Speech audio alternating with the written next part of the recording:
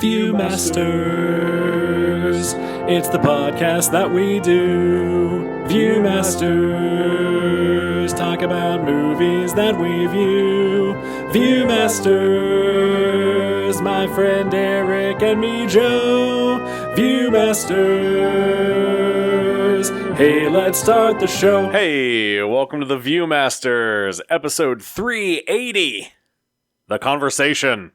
My name is Joe. My name is Eric. Hello, Eric. Hello, Joe. How are you? I'm good. How are you? I am okay. All right. I forgot the episode number. Almost forgot the name of the movie. I feel like I've seen it as Francis Ford Coppola's The Conversation. Okay. And I got tripped up in my head there for a second. I mean, you could have said that if you wanted to. But that's weird. Yeah. I mean, if I started anything out with Francis Ford Coppola's, I'd probably finish it with Dracula. Sure. Yeah. That makes sense. Francis Ford Coppola's Bram Stoker's Dracula. Yes.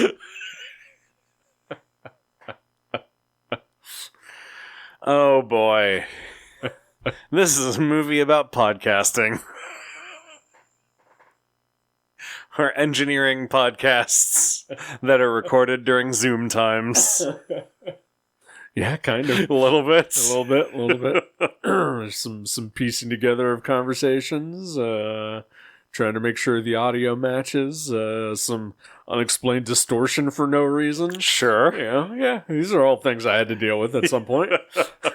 I'm sorry. It's fine. It's because I'm a bad podcaster. Aw.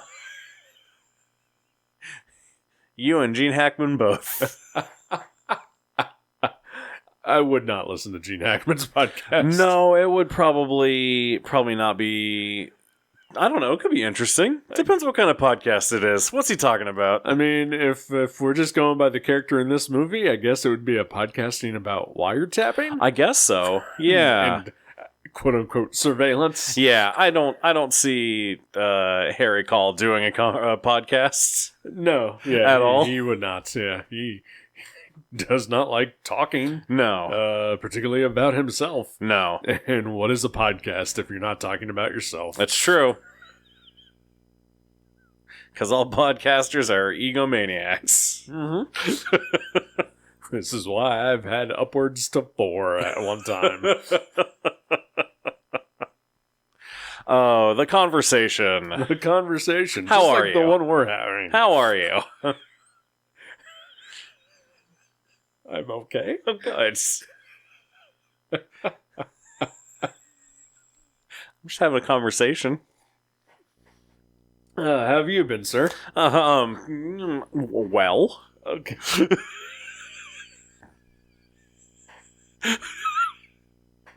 The weather has been beautiful, which is nice. Yes. Today Yes. was very warm outside. It was.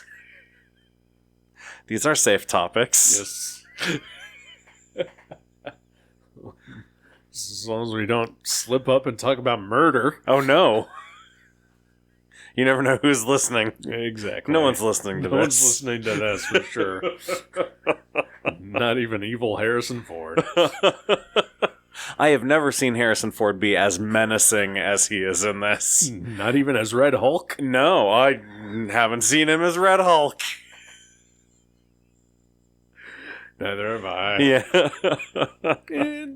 Nor will I. I don't know. Yeah. It's I'll too watch bad. it. I'll watch it at some point. Yeah, I guess. I don't know. I was really rooting for that movie. Yeah, I'd wanted to see it in the theater. I don't know. It might still be there. Who knows? I want to see an Anthony Mackie Captain America movie. This did not look like the one I wanted to see. Yeah.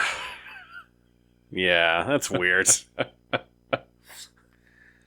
But yeah, Harrison Ford is in this. Yes, he is. And he's excellent. Yeah. I meant to look it up. I mean, I think his first role had to be American Graffiti, right? I don't know. Yeah, I'll check. But very Vamp. early role. Yeah, 1974. You're this right, one, yeah. So. And I knew he was in a very small part in Apocalypse Now. Yeah. Which, for whatever reason in my head, other than American Graffiti, I assumed was like one of his first roles. But that role is so small compared to what his role in this movie turns out to be. Yeah. Very minor, but crucial. And yeah, he is pretty menacing. Yeah. So yeah, American Graffiti is his first big movie role. Okay. And then The Conversation the next year. Oh wow. Okay. He had done a bunch of TV stuff. In between carpentry. Yes. And I mean, he was he was movieing. He's in a few movies. His first movie from 1966 is called Dead Heat on a Merry-Go-Round. All right. And it's who is in this? The cast list isn't even loading. That's how much no one is in this. Wow. Oh, James Coburn. Okay, that's a name. And that's the only person. Oh, Rosemarie from the Dick Van Dyke Show. All right. And yeah, that's it. That's as far as I care to go with that. Is it a Coppola movie? No, it did not right. appear to be. Because I don't know, the title sounds like it would be a Roger Corman-esque production. Yeah, and Coppola got his start, so you know. I mean, let me see. Of course, I closed the thing. I apologize. I thought we were done with this section. Bernard Gerard. Not a name I know. Whose name rhymes. It does.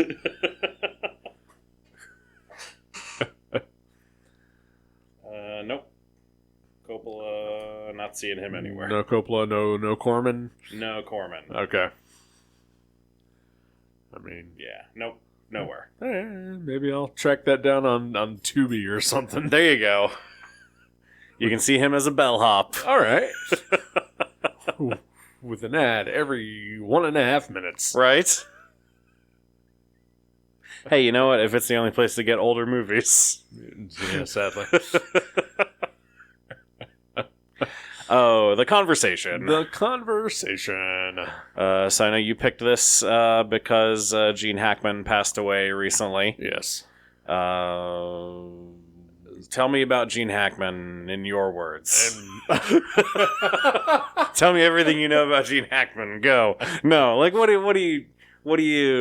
your favorite Gene Hackman movies? I mean, obviously, you know, Superman the movie is right up there. He's a big part of that, you know, as well. Unforgiven, he's fantastic in. Quick and the Dead. Sort of a weird inverse of Unforgiven. Okay. Like, what if Unforgiven were a wacky cartoon? That's interesting.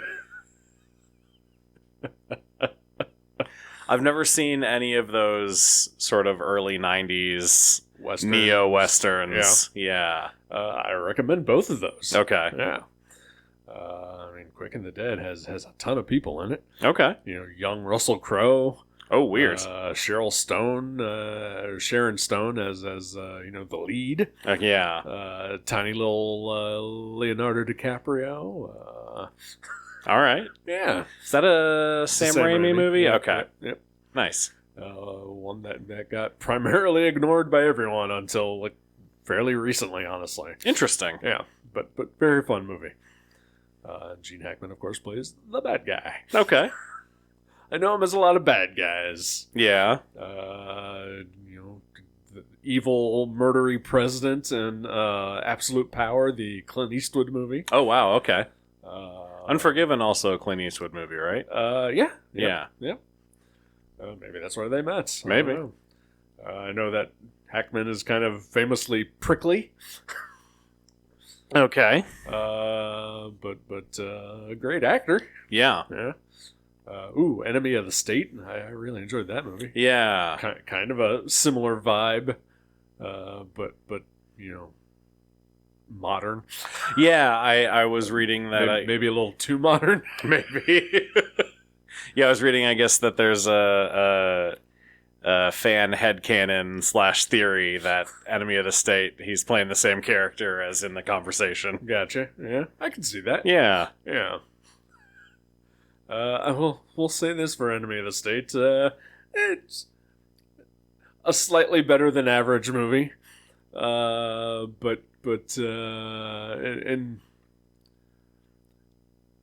I feel like the conversation is a good movie. Yeah. But I also found it very slow and plotting. Yeah.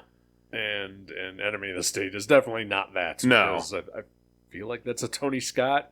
I think you're right, and, yeah. If anything is slow and plotting in a Tony Scott movie, I think he just quits. Yeah, it gets cut immediately. Yeah, I don't think if Tony Scott made a movie where the first 2/3 of it were just people hanging out and going to conventions, I don't think that movie would ever come out. Probably not. There's an extended sequence from Domino that was cut where she goes to a bounty hunter convention. It was just too slow. I like Domino. Yeah, it's not good, but it's fine. It's stupid. Yeah. I just remember like seeing trailers for that. I was like, well, this looks fucking terrible. Yeah. And then my friend Bruce dragged me to see it, and won me over. Okay. Yeah, I was just like, you know what, the movie kind of rules. All right. And yeah, it's not good, but it's good. All right. So how did you feel about the conversation? I know you said slow and plotting at points. I found it real hard to stay awake Aww. during some of those initial scenes. Yeah, it just really takes a while to get moving. But once it does, sort of, yeah, like at the 2/3 mark, it's really excellent. Yeah. Yeah. I thought it was excellent the whole time. I mean, there are excellent elements of it. Yeah. Gene Hackman in particular. And then also just sort of the cavalcade of just faces you'll never see in a movie ever again. Right? Yeah, I thought multiple times, they don't make them like this anymore. Absolutely not. And it was delightful. It was wonderful. It really is. Yeah, there's something about, like, realish people yeah, being on screen. Yeah. But even, like, no, I'm thinking, like, the early parts where he's just working. Yeah. That I was so into. I was really enjoying watching him, like, put the puzzle of the different recordings of this conversation, the titular conversation. Right.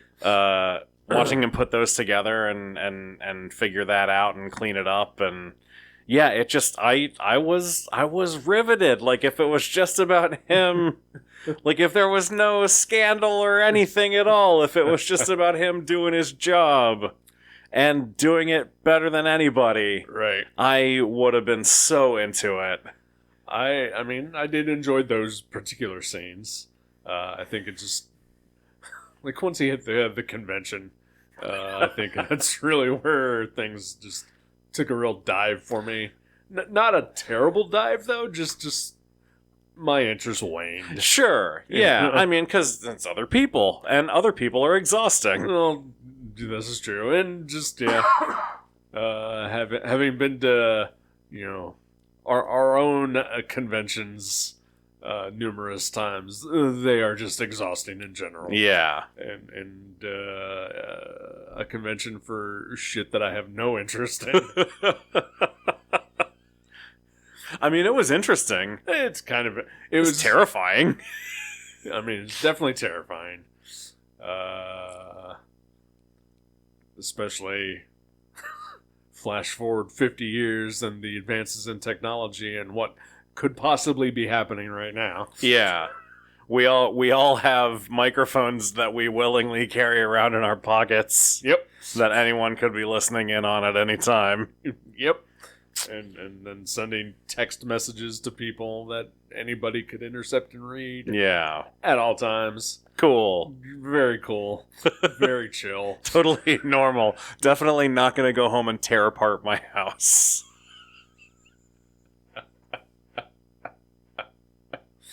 Yikes. Man, when you really think about it, they couldn't make this movie today. Nope. Harry would basically be Michael McKean from Better Call Saul.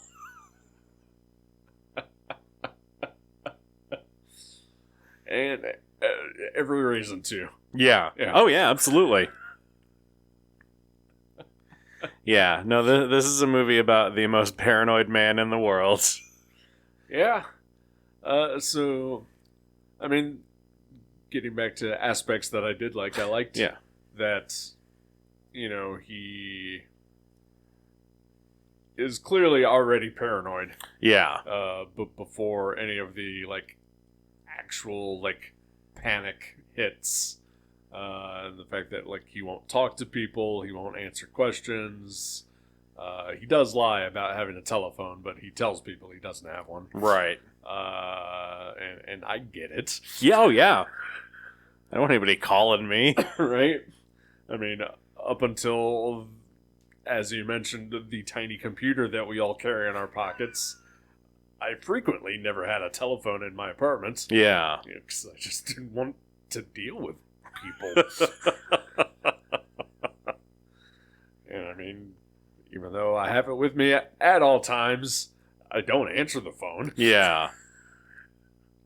Unless it's my mom, because that might be an emergency worth kind of checking out. Yeah, definitely.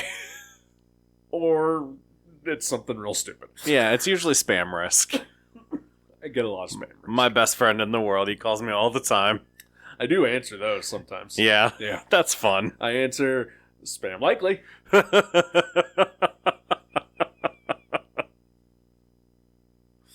Well, hello, unknown caller. A stranger's just a friend you haven't met. That's right.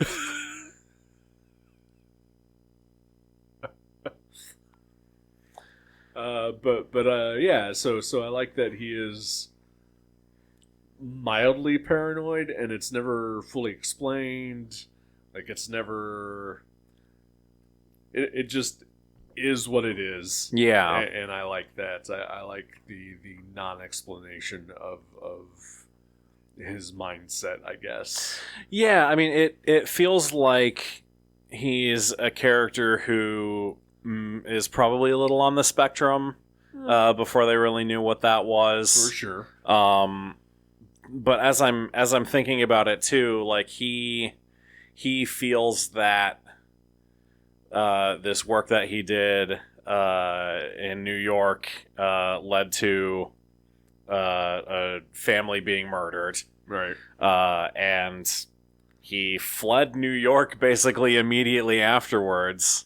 So, you know, I could see there being an element of the paranoia being, well, what if they're coming after me? Right. But also his name is apparently in trade publications for surveillance conventions, so he's not keeping a super low profile. That's the part where it gets a little dicey for me there, too. A little bit. But yeah, I mean, and it's interesting he's playing Haunted. Right. Very well. Incredibly well. I feel like any lesser actor would have just been real over the top with this. Yeah. And any lesser director would have just been explaining the shit out of it. Right. And that is part of the slow burn aspect of this movie. And you know what? Had a long night last night, had a long day today, some stressful shit's happening. Maybe I just wasn't 100% into the mindset to be into this movie as smoothly as I could have been. That's fair. So that's on me. Yeah, no, that's totally fair. It's not a perfect movie. It's not a perfect movie, but also, like, I am by far not saying that I did not like this movie. Yeah. I liked this movie quite a bit. Yeah. It's just, I guess the reputation of it is just like, oh, it's amazing, and I didn't think it was amazing. I just think it's real good. It's real good. Yeah. No, there are some I mean, that one douchebag character from New York, whose name I don't remember. Bernie? Bernie. Yeah. Was it Bernie? Maybe, yeah. I don't know. His name is not Bernie, but he goes by Bernie. It's real weird. Yeah. But like he is basically walking exposition for Harry's backstory, which is a little heavy-handed. Yeah. Because that guy's annoying. And then there's also the dream that Harry has that is the most literal dream I've ever seen ever in life. I mean, I've seen more literal than that. Yeah. Especially in movies. Okay. You know. But it's a very literal dream. It is pretty literal. I do give it kudos for being slightly off kilter. Yeah. You know, it's definitely not what David Lynch would present to us as a dream. Right. Maybe I've been spoiled. Right, yeah. But I feel like most movies, every time there's a dream, it's usually just a person remembering exact events that happened. Yeah. And then wakes up. True. Yeah, Cindy Williams doesn't speak backwards or anything in this movie. That's right, Cindy Williams is in this movie. Yeah, Shirley herself. The titular Shirley. Taking part in the titular conversation. Yep. So basic sort of plot rundown for anyone who hasn't seen this. Gene Hackman is a surveillance expert who is hired to capture a conversation between two people that they believe should be, uncapturable. They're in a crowded, open air, like courtyard, basically walking around, moving the whole time. And there's a band playing and mimes making tons of noise. Yeah, mimes famously known for making noise. Exactly. Yes. There's a silent auction going on that's really, really, really taking up a lot of the airwaves. There's also a picnic of deaf people. Right? Yeah. Those can get pretty rowdy. They can. Yeah. But yeah, so it's he records this conversation as only he can, and then puts it together and realizes or picks up from the conversation that the people involved may be in danger. Right. And there's sort of shady dealings with the client, represented by Harrison Ford. Right. And then he, it's about him figuring out what to do with this recorded conversation while dealing with his own guilt over what's happened in the past and not wanting to relive that, and it goes from there. Yeah. I honestly feel like my only real problem is that it takes a while to get to there. Sure. Yeah.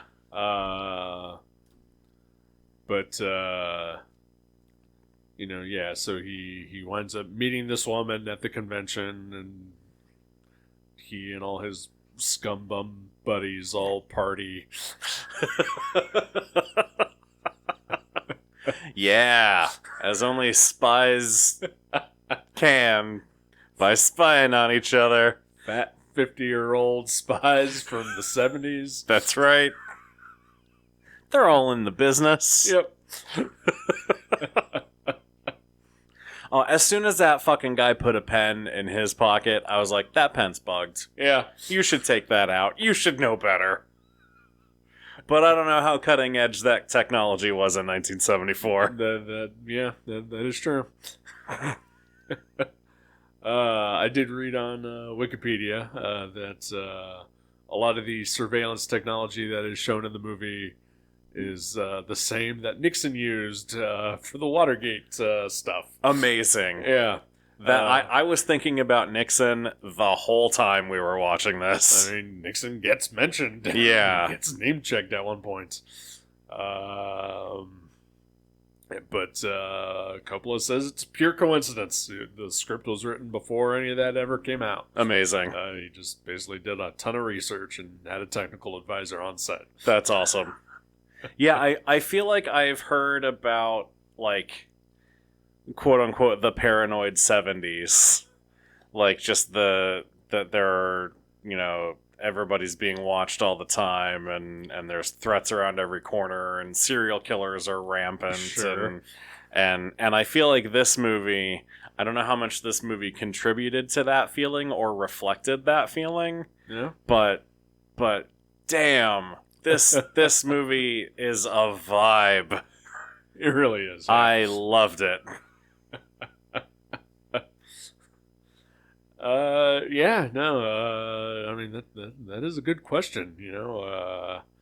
When did that, overall feeling like, start coming into prominence? Was it after this movie? Was it while this movie was coming out? Yeah. I mean, if all the Watergate stuff was happening around the same time, right, then yeah, it could just be a coincidental reflection. Yeah.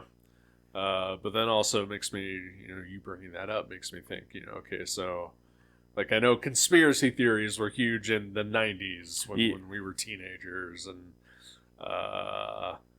now, like, I mean, there are still conspiracy theories floating around, but I feel like for the most part, people just kind of dismiss them as the bullshit that they are. Yeah.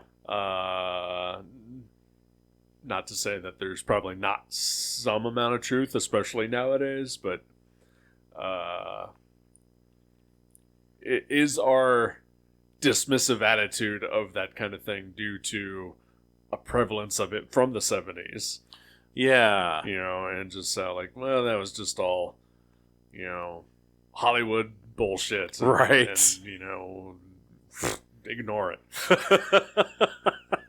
Yeah, I don't know. That's hard to say. Yeah. Smarter people than us have probably talked about this. Probably.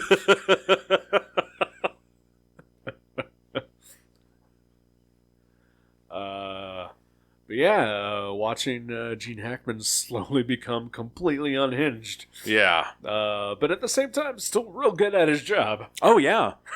Yeah. I mean, I feel like that's sort of where the spectrum-y part comes in. Like, he hyper-focuses on the task that is, like, his comfort thing, basically. Yeah. And, like, even when he is in the hotel room trying to listen in on what's going on in the room next door, yeah, like, that's very just methodical and like, it's tense, and he's clearly stressed about it, right? But it's also like, that's just his jam, that's just what he does. Yeah. So he's in it, and he's feeling good about it. And honestly, that is where the movie comes alive for me. Yeah. Just during that section of it, when he's on that dirty, gross hotel room bathroom floor. That floor had been cleaned. I'm sure it had, but how well? And under the counter? Listen, hotel housekeeping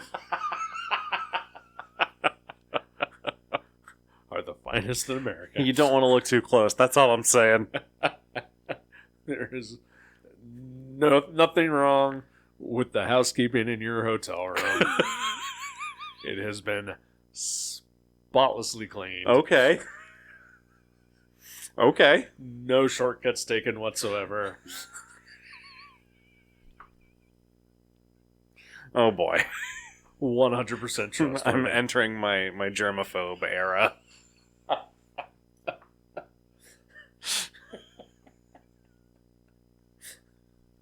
It's only a matter of time. Yeah, I mean, honestly, especially after the last couple of years. Yeah. Yeah. I get it. COVID really did a number. Mm-hmm. But yeah, no, that sequence is thrilling. Yeah. And then I think by this point we've met the sort of the man behind the curtain, The director. of the director, Francis Ford Coppola. Yes, exactly. Yeah. Yeah, I didn't expect him to be in the movie. Nor did I expect him to be actively saying action and cut on screen. It's real meta. It's strange. It took an interesting turn in that last 2/3. No, we get an uncredited Robert Duvall. Yeah, that was a It was surprise. very surprising. And it took me forever to figure out who it was. Oh, Like- I recognized him from his profile. Oh, wow. Impressive. He's just got a very distinct head. He does, it's true. Coppola regular.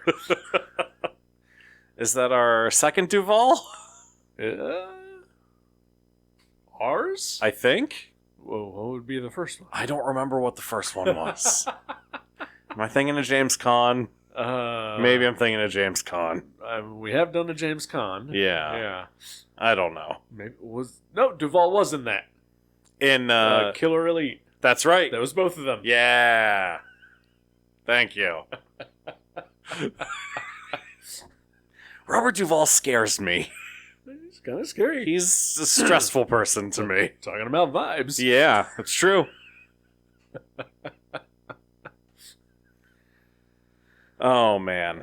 He's not intense at all. No, absolutely not. He seems like just a happy-go-lucky, fun-loving guy. Sure. Hey, he's still around? Yeah? Yeah. Oh, all right. Yeah. Good for him. Just saying. Yeah. I didn't know that, actually. Yep. I was sitting here trying to remember if he was still alive or I not. believe he is. Yeah. Okay.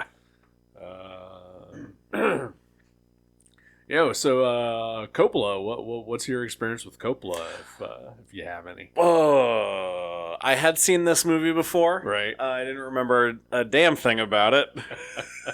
Other than that opening shot, I feel like the slow zoom in on the courtyard and the long take following Gene Hackman around and the mime. Yeah. Apocalypse Now, I really enjoy. It's my all-time favorite movie. Yeah, it's a great movie. Yeah. I know I've seen The Godfather. Never seen The Godfather 2. I have also never seen either of the Godfather or sequels. The Godfather Coda. Yep, or that one. Or Bram Stoker's Francis Ford Coppola's Count Orloff's Dracula. I have seen that. Megalopolis, you ran right out, right? Haven't seen Megalopolis yet.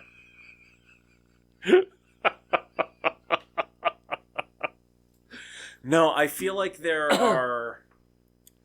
Oh, Jack is a Francis Ford Coppola movie, if I recall. I believe you are. I did see that when I was a child. An actual child, not an adult with a child in his body. Now, let's rephrase that a little Wouldn't bit. it be a better movie if that's what it was? If it was... I mean, I guess it would be big at that point. Yeah.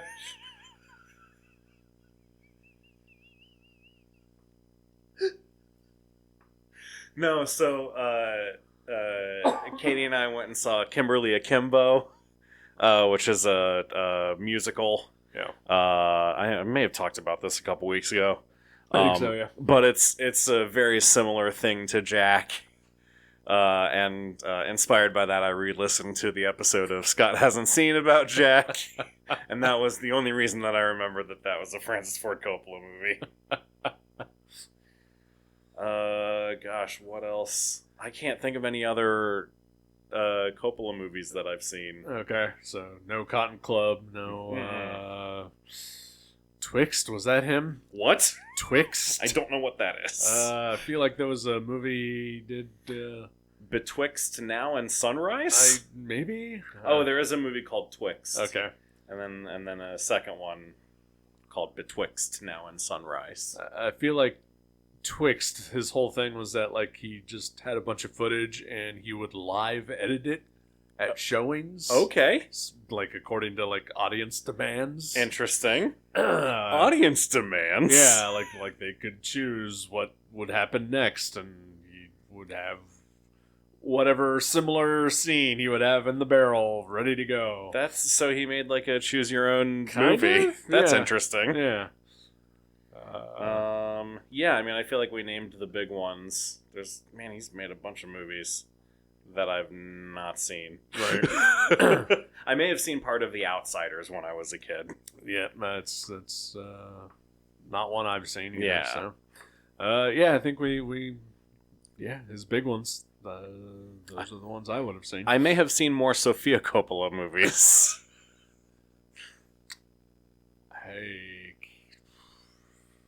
Her? Did she do Her? No, that was Spike Jonze. Okay, yeah, but that was about her, was it? wasn't it?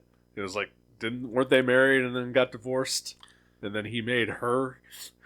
About the AI girlfriend? Yeah. Is that about her? I have no idea.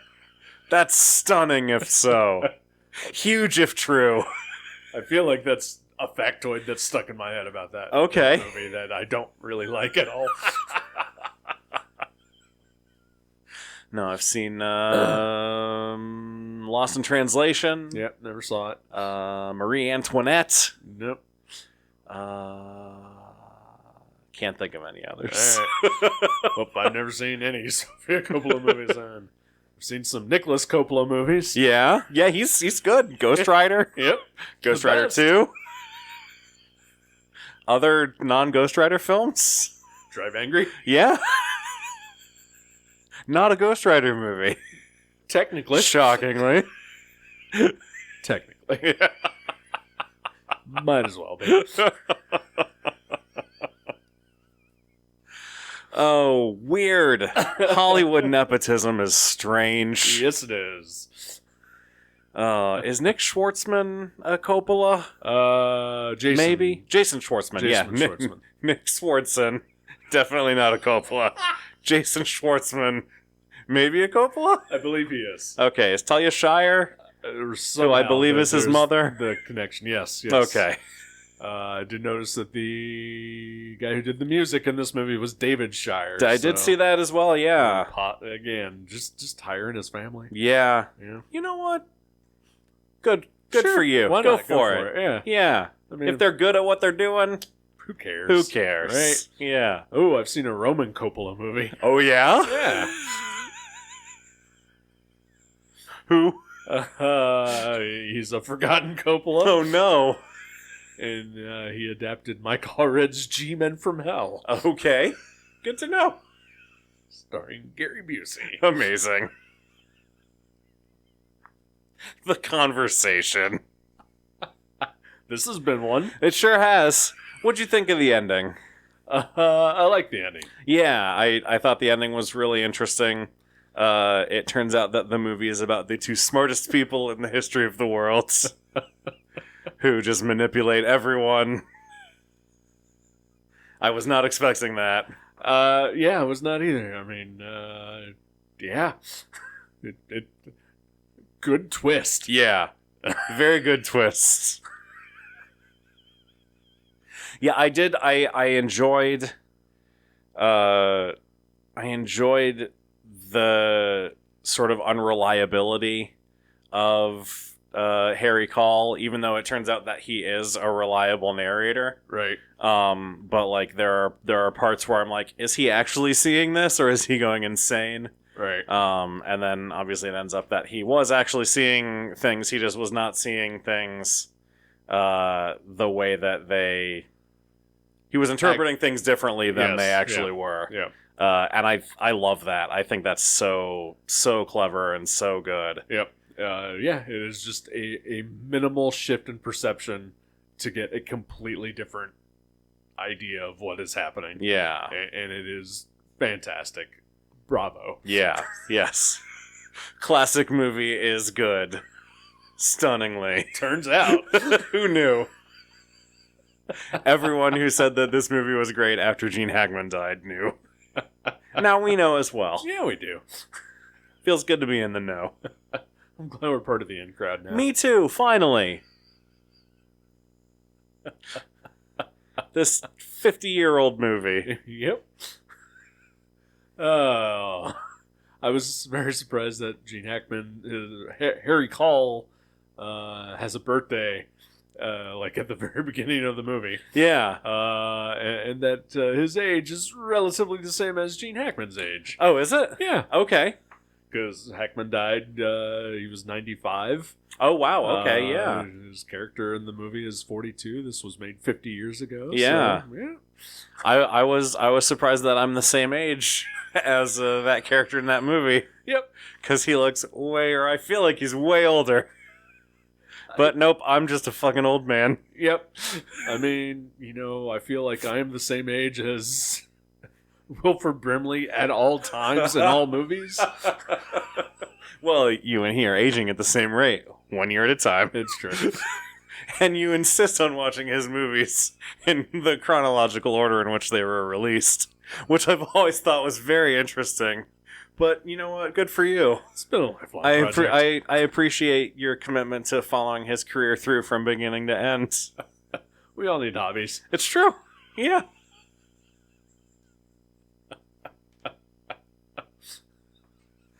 Oh, God. Yeah, people just lived harder. They did. Yeah. Yeah. Because Joe, you look way better than Gene Hackman did in 1974 Thank you. at the age of 42. As do you. Thank you.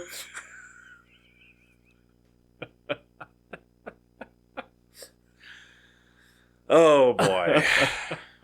Yeah. Yeah, no, this was yeah, my only caveat is that it's a real slow burn, and if you're just not in the mindset for it, it can really draw you out of it. But stick with it. It pulls everything off. It's great. Yeah. Yeah. Yeah, great. Yeah. Movie. Yeah. What's making you happy this week, Eric? Ah, You knew this was coming. damn it, I did. Every time. I've been thinking about it all day. I don't know. I don't know either. You know what? Oh, boy. Let's go. Last week you noticed, and I had mentioned that I bought a bunch of Blu-rays and DVDs, and you had noticed a copy of The Accountant sitting on my counter. I had, yes. Which I bought for the case to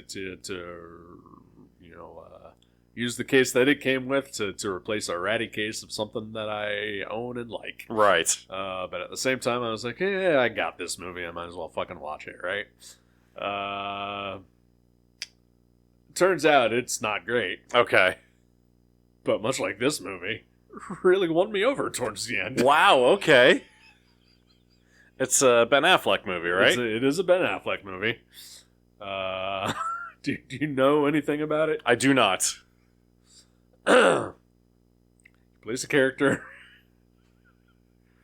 who has severe autism. Oh, no. That is the right reaction. Oh. Oh, no. Who becomes an accountant. Sure, okay. He's also a highly skilled and trained killer. Okay. Because his dad said, no autistic boy of mine's going to be a pussy. What? And trained him to basically be an assassin. Who made this movie?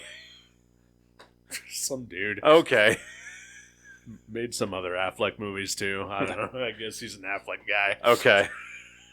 Did he make Paycheck? Because I've been curious about that one. I don't think he made Paycheck. But he Okay. did. I think he made whatever that one about the bar was. Or no, it's the one where Affleck's like an alcoholic basketball coach.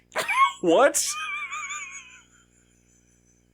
Has he just been making movies that no one knows anything about?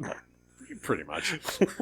Alcoholic basketball coach. Like The Long Way Home or Long Road Home or something like that. Okay. Yeah.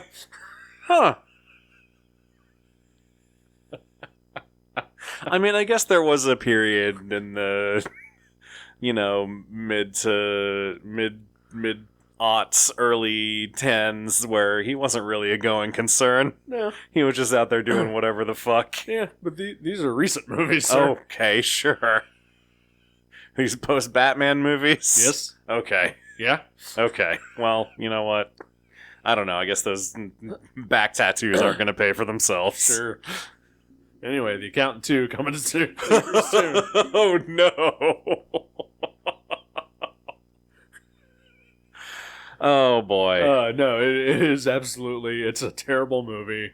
It is super predictable. It is such a sensitive and subtle look at autism. Oh, I'm sure. I'm sure I would expect nothing less from Mr. Dunkin' Donuts himself. But then by the end, I was like, yeah, I was into it. Oh, wow. Okay. Yeah. Okay. I also watched Den of Thieves recently, Okay. which I would also highly recommend. Who's in that one? That is a Gerard Butler, Pablo Schreiber movie. Wow, okay. And O'Shea Jackson. Oh, yeah, they just did a second one of that, didn't they? Yes, they did. Yes. I remember seeing commercials for that and being like, are they just inventing franchises mid-franchise now? I don't remember the first one of this ever existing. It does indeed exist. Okay. I'd recommend it. All right. A lot more than The Accountant. I guess they have invented a franchise midstream before, haven't they? Leonard Part 6. Leonard Part 6. Ever seen it? No. Me neither. It's Bill Cosby, right? Uh-huh. Veto. Hang on, I gotta change my notes.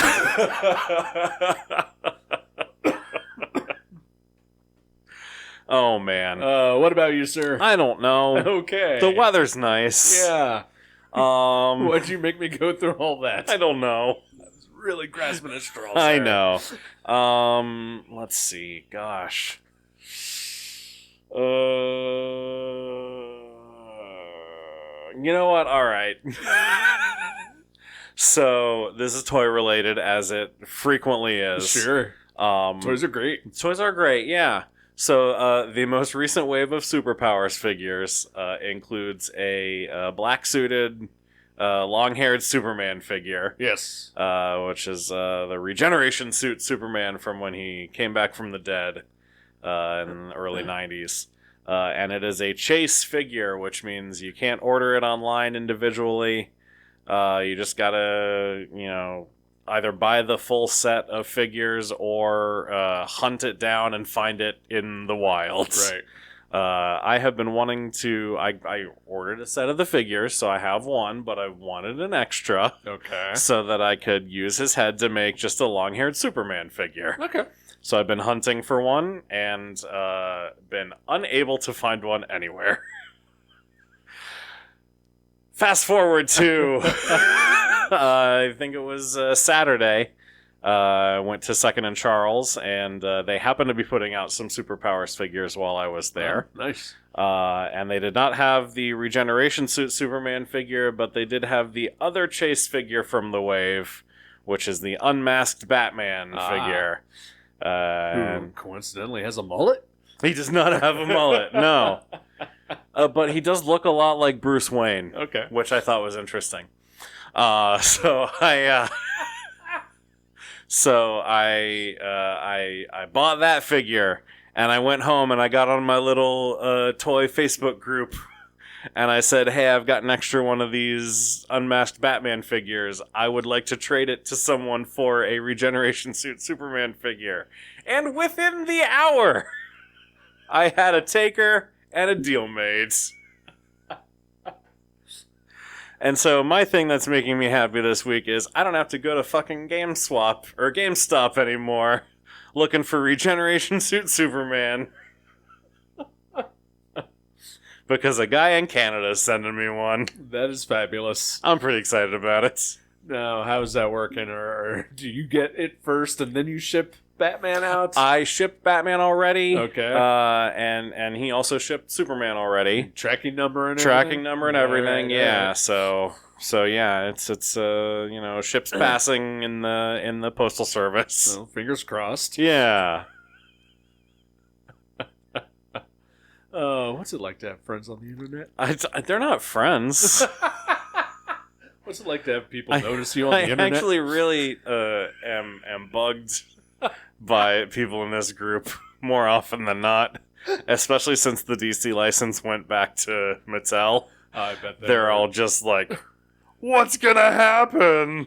I mean, Meh. don't you want to know what's going to happen? I do want to know what's gonna happen. I want to know what's going to happen. I'll wait to find out. Okay. I don't know. I'm past the point in my life where I need to speculate about things on the internet, I guess. No, that is fair. There's just not enough time. Exactly. Yeah. Like, I mean, I had the curiosity. I think I mentioned something once. And then whatever happens is going to happen. Yeah, exactly. Yeah. Yeah. It's funny. I was talking with some friends about this over the weekend. I guess I do have friends. Okay, not toy friends. Okay. But we were just talking about like watching TV shows week to week and reading books that are, everything's not spelled out completely, and I sort of came to realize that at this point in my life I'm just here for the story as it's being told to me. Yeah. I'm not gonna try and outsmart a TV show or, try and make sense of everything in a book or a show or a movie or whatever. If it's ultimately, it doesn't matter. Right. Yeah. It's if it's not central to the story. It's like the people that get pissed off about the ending of Lost. Right. They didn't answer all the questions. Who gives a fuck? But just out of curiosity, how do you feel about the series finale of Smallville? Oh, I think that's perfect. Okay. Yeah. Excellent. This is all I needed to it's know. perfect television. when Chloe Sullivan, the disgraced actress Allison Mack, swats the gold kryptonite wedding band out of Lois Lane's hand before she can slip it on Clark's finger. There's nothing more dramatic in television than that. As far as I'm concerned.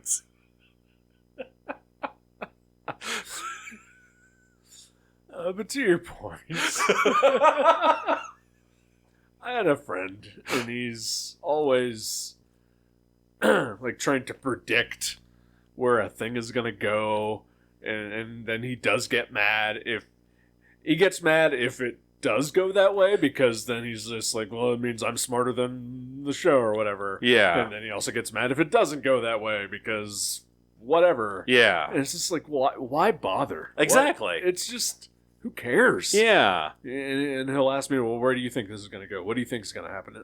I don't know, and I don't care. Yeah. I was like, oh, you're watching it, right? I'm like, yeah. They'll tell me. Yeah. In their time. Yeah. They're getting paid to make that thing. Right. I'm just here to watch it.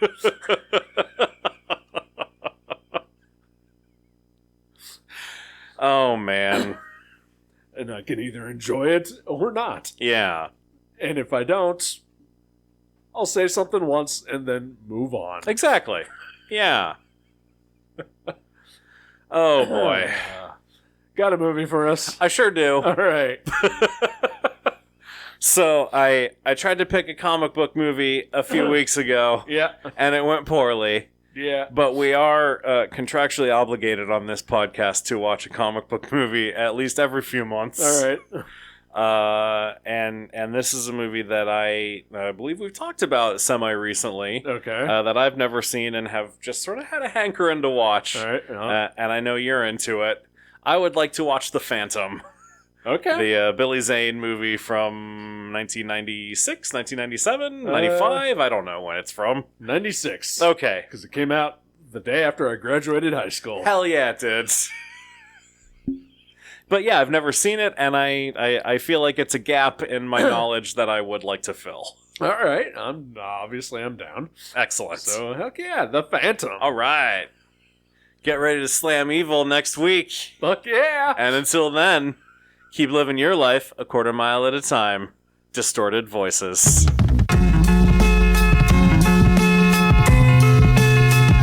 Thank you for listening to The Viewmasters. You can subscribe to the show directly at our website, view.guttertrash.net, or on iTunes or wherever you get your podcasts.